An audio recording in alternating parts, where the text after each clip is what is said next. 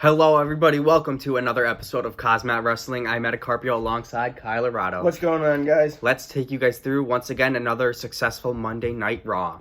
Well, the show opened up with the Monday Night Messiah and his disciples, Austin Theory and Buddy Murphy. Seth cut a pretty good promo here, disrespecting the master of the 619, Rey Mysterio, and disrespecting his family and his career. After the promo, we cut to commercial, then opened up back to Raw as Seth Rollins was taking on Alistair Black in a back-and-forth brawl. As the disciples helped Seth, Humberto Carrillo came out for Black with a steel chair, hoping to scare off the disciples. After a few good minutes of fighting, Carrillo broke out a fight with the disciples ringside, distracting Seth. This led Black to get a roll-up win on Seth. Seth was pretty upset about the loss and stomped the head of the Dutchman straight into the canvas as him and his disciples stood strong in the ring. The next match was quite odd, with Kevin Owens set to face Apollo Cruz for the United States Championship. Kevin Owens attempted a senton as the United States Champion put up his knees right into Kevin Owens' spine. Before any further pinfalls, Angel Garza and Andrade ran to the ring, ending the match in a double disqualification. After the break, this led to a pretty good impromptu match with KO and Cruz tagging off against Andrade and Garza. The heels took the lead until Cruz shook off the beating his team was taking with a hard power bomb for the win.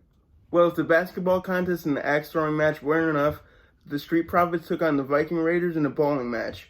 The Profits took a good win over the Raiders here, as Ivar almost got kicked out of the bowling alley. You know, I just love seeing these two tag teams goof around. Like I said, Street Profits are goofballs, and them working with serious men like the Viking Raiders, it just meshes so well. It's a good contrast between the two teams. I really like the games WWE's putting on for us. Yeah, me too. We next witnessed Nikki Cross take on Billie Kay. Kay hit Nikki with a huge boot called the Shades of Kay.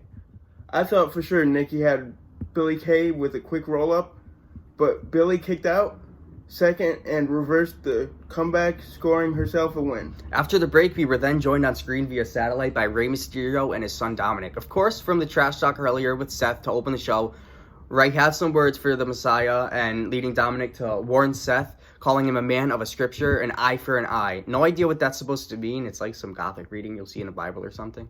I was kind of confused on that. I was confused from that, but oh well, I can't blame the two for being angry towards Seth. It was a good promo cut by both Rey and Dominic. It was gritty. It was very nice. I liked it. But before we move on, I have to ask, will Dominic turn on his father and join the Messiah? I don't know. That could be a very interesting angle for the WWE to cut. I think Dominic has a really good chance to be a good upcoming wrestler, and he might join the Disciples. We'll just have to wait and see. You know, I would love it. I'd say book it. It could lead him to face Rey for his father's retirement match. But hey, it's up in the air. We'll see what happens. Well, right after this, Nia Jax cut a promo trash talking Kyrie and Asuka. While we were thrown for a loop, RTruth winning back his 24/7 championship from Rob Gronkowski. You know, back in the ring, we saw a fired up Asuka right after this bout with RTruth and Rob.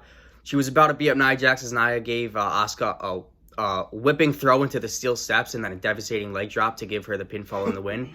Asuka came out for her partner, chasing the irresistible force out of the ring. After this, Randy Orton cut a quick promo admitting his half-assed moment in his career that pisses off Edge. This was because Edge had to nag and scratch and claw back to get from the 50% to 100%. From here, Charlotte Flair came out trash talking the new-to-come WWE stars outside the ring as she was set to face Asuka for the next match.